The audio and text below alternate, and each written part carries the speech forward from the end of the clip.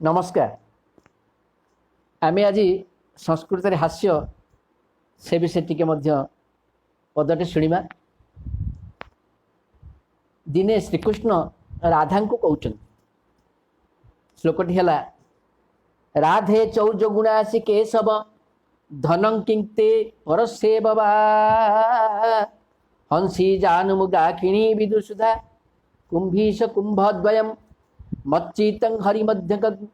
विधिकृतं वस्त्रादि चौर्यनमे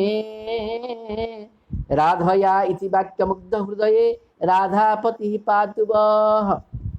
ये हूँ श्लोकटी। श्रीकृष्ण कहते राधे तुमर प्रकृति एकदम गोटे चोर प्रकृति चोरणी प्रकृति अच्छी। राजा कहले केमती ना देखुन तुम बहु जिनस चोरी कर चोरी न कर कौन मु चोरी कर धन किंगते परसे बाबा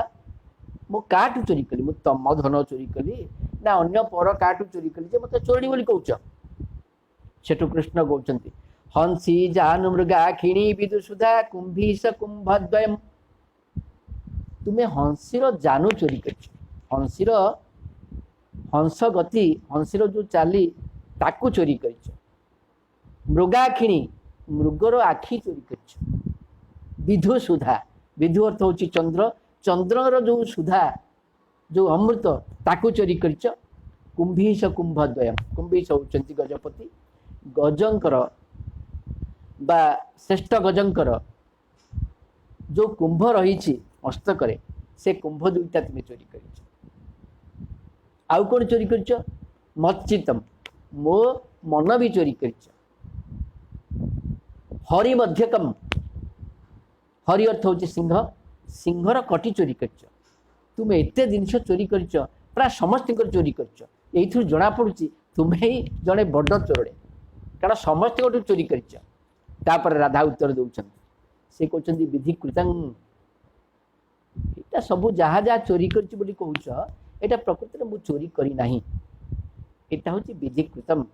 मच्चितं हरिमध्यक विधिकृतं वस्त्रादि चौर्या नामे वस्त्रादि चौर्य नामे से कहते तुम जोड़ा कौच चोरी करी मुझे प्रकृति चोरी करनी मोर विधि देती किंतु तम भाया मु तो पालटा लगा चोरी करनी ना। ये कथा शुणिक निश्चित भाव श्रीकृष्ण लाज पाइबा कथा किंतु प्रेमिका जिते बड़े केमती कथा कह कौन प्रेमिक केवे लाज कर कि राधाया इति वाक्यमुग्ध हृदय राधांकर यही कथाटी राधा जिते बड़े कृष्ण को चोर बोली कहते जिते बसन चोर बोली कहते से कृष्ण लाज न पाइक मुग्ध हृदय रे तांको आलिंगन कर राधापति श्रीकृष्ण आम मान को प्राप्त हो। श्लोकटी आउ थे शुणु राधे चौर्ज गुणासी केशव धनं किंते परसे बबा हंसी जानु मृगाकिणी विदुषुधा कुंभीश कुंभद्वयम् मच्चितं हरिमध्यकं विधिकृतं वस्त्रादि चौर्यनमे